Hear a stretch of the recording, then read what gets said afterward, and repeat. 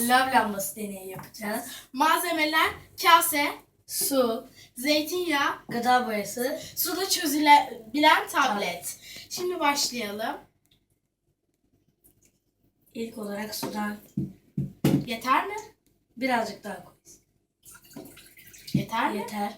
Şimdi gıda boyasını Daha koyuyoruz. boyasını ve hepsini dök. Şimdi zeytinyağı mı? Evet. Şimdi zeytin. Hemen zeytinyağı koyalım. Biraz fazla koy zeytin. Koy. Koyuyoruz. Koy daha çok. Yeter mi?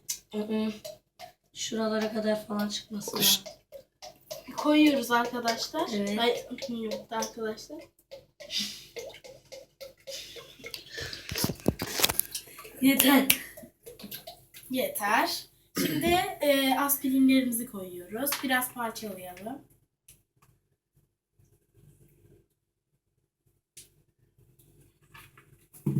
Biraz parçalayalım. Her tarafa at. Kenar.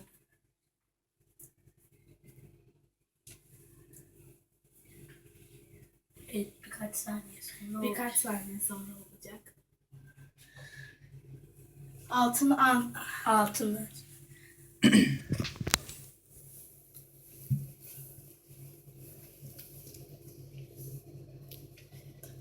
bakın, lav lambası. Biraz şöyle yapalım.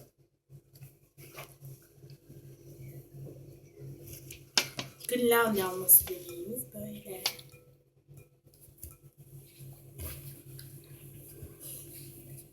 Üstten bakınca daha tuhaf gözüküyor.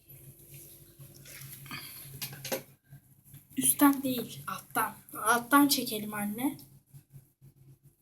Alttan çekelim. Evet.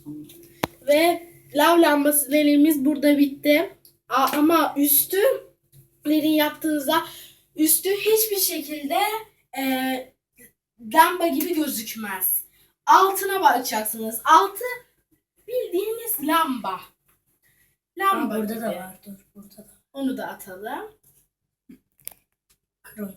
Şunu al. Hop. Ve alttan bakacaksınız bu deneyi yaptığınızda. Sakın üstte yapmayın, sonra hayal kırıklığına uğrarsınız. Çünkü üstten hiçbir şey gözükmüyor.